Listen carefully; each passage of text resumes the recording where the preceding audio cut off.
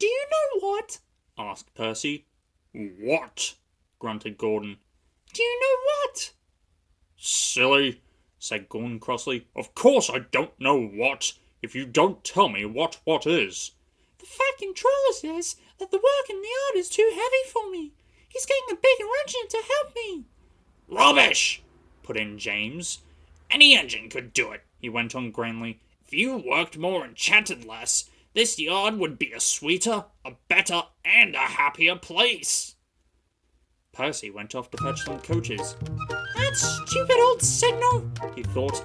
No one listens to me now. They think I'm a silly little engine and order me about. I'll show them.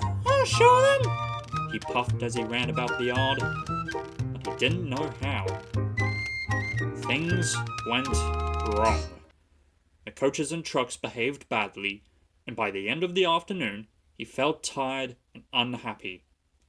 He brought some coaches to the station and stood panting at the end of the platform. Hello, Percy, said the Fat Controller. You look charred. Yes, sir, I am, sir. I don't know if I'm standing on my wheels. You don't look the right way up to me, laughed the Fat Controller. Cheer up, the new engine is bigger than you and could probably do the work alone. Would you like to help build my new harbour at Thomas's Junction? Thomas and Toby will help, but I'll need an engine there all the time. Oh, yes, sir. Thank you, sir, said Percy happily. The new engine arrived the next morning. What is your name? Asked the Fat Controller. Montague, sir, but I'm usually called Duck. They say I waddle.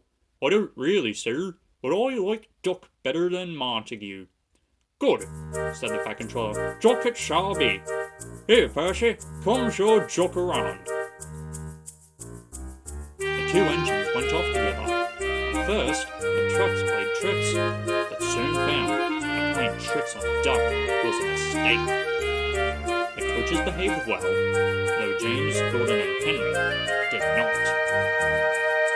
They watched Duck quietly doing his work. He seems a simple sort of engine, they whispered. We'll have some fun.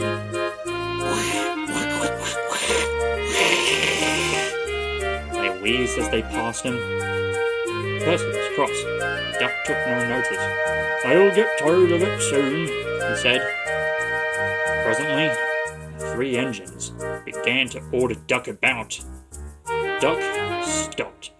Do they tell you to do things, Percy? He asked. Yes, they do, answered Percy sadly. Right, said Duck. We'll soon stop that nonsense. He whispered something. We'll do it tonight. The Fat Controller had had a good day.